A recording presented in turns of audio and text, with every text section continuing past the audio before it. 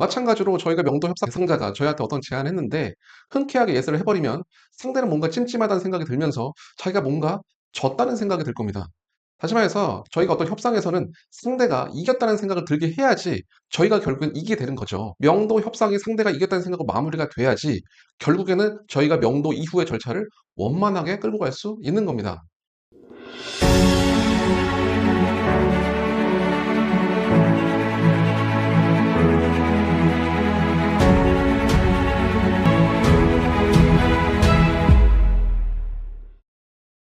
안녕하세요. 초보자분들이 가장 두려워하고 생각이 많아지는 부분이 바로 명도인데요. 왠지 낙찰받고 찾아갔을 때 무서운 분들이 기다리고 있을 것만 같고 뉴스나 영화에서 벌어졌던 일들이 나한테 벌어질 것만 같아서 고민이 많아지기 마련입니다. 하지만 초보자도 원만하고 현명하게 명도할 수 있는 방법 6가지를 전하겠습니다.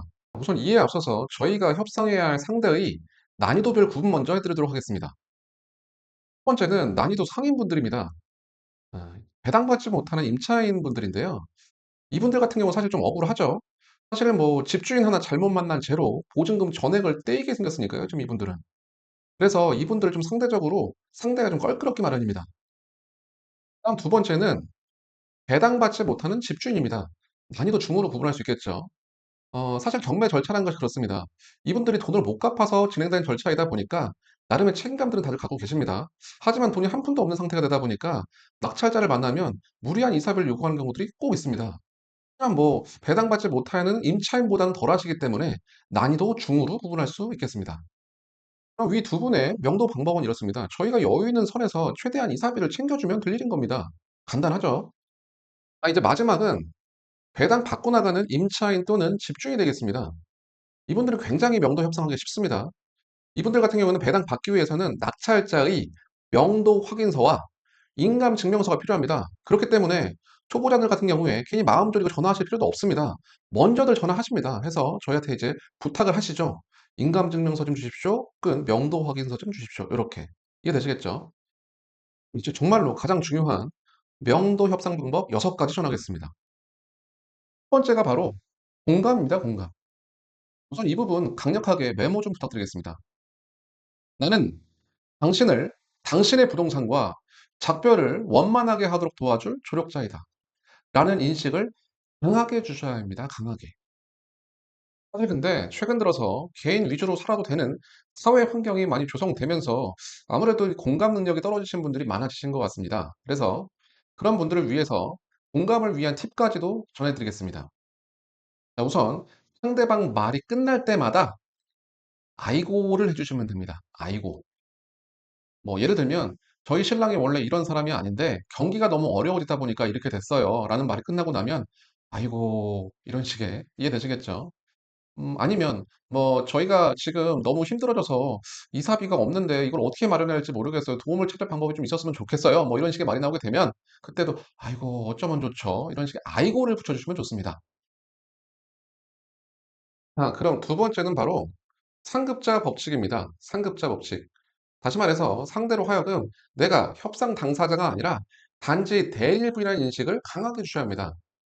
저 같은 경우에는 주로 컨설팅 업체 직원이라는 점을 알리고 있는데요. 이럴 경우 상대는 제가 왠지 전문가라는 인식을 갖게 되면서 저한테 무리한 요구를 하지 않게 되더라고요.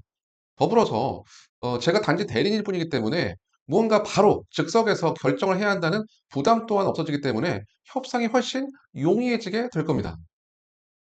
다음 세 번째는 엄살 부리기입니다. 엄살 부리기.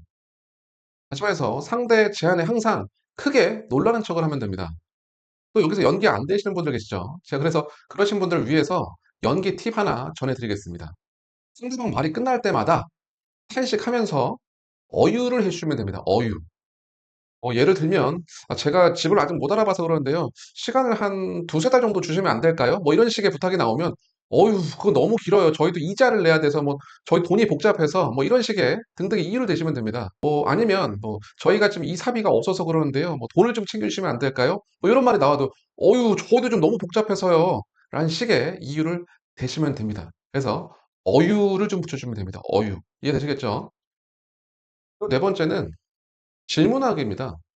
다른 말로는 대답을 많이 하기보다는 질문을 더 하라는 뜻이 될 수 있겠는데요.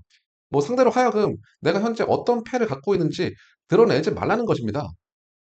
예를 들어서 뭐 "내가 언제까지 양해해 줄 수 있다. 뭐 얼마까지는 챙겨 줄 수 있다."라는 식의 내 패를 상대가 캐치할 수 있다면 어떻게 해서든 얻어가려고 하겠죠. 그렇기 때문에 대답을 주로 하기보다는 "질문을 많이 해라." 요런 뜻이 되겠습니다. 이어서 다섯 번째 방법은 침묵하기입니다. 사실 큰 틀에서 네 번째 방법과 같다고 볼 수 있는데요. 최대한 침묵함으로써 제 패를 드러내지 않는 것이 가장 중요하겠죠. 이제 마지막으로 첫 제안에 예스 안 하기입니다. 다들 동남아 가서 흥정 한 번씩은 해 보셨죠? 저희가 만약에 어떤 가격을 제시를 했는데 동남아 상인이 흔쾌하게 첫 번에 예스를 해 버리게 되면 저희 뭔가 찜찜하죠. '왠지 더 깎을 수 있는데 못 깎았나.' 이런 생각이 들면서요. 마찬가지로 저희가 명도 협상 대상자가 저희한테 어떤 제안을 했는데 흔쾌하게 예스를 해 버리면 상대는 뭔가 찜찜하다는 생각이 들면서 자기가 뭔가 졌다는 생각이 들 겁니다. 저희가 어떤 협상에서는 상대가 이겼다는 생각을 들게 해야지 저희가 결국엔 이기게 되는 거죠. 다시 말해서 명도 협상이 상대가 이겼다는 생각으로 마무리가 돼야지 결국에는 저희가 명도 이후의 절차를 원만하게 끌고 갈 수 있는 겁니다. 제가 지금까지 6가지로 나누어서 명도 협상 방법에 대해서 말씀드렸는데요. 사실은 그렇습니다. 저희가 이제 옛말에 "곳간에서 인심 난다."는 말이 있죠. 근데 사실은 그 반대로 인심을 내어야 곳간을 더 채울 수 있는 겁니다. 그렇기 때문에 저희가 여유가 된다면 가급적이면 시간이든 금전이든 가급적 많이 베풀고 나면 훨씬 더 원만하고 현명하게 명도 마무리할 수 있습니다. 이해되시겠죠? 그러니까 위에 6가지 방법을 상황에 맞게 적절하게 섞어가면서 베푸는 명도 협상을 하시길 바랍니다. 그럼 긴 영상 봐주셔서 감사합니다.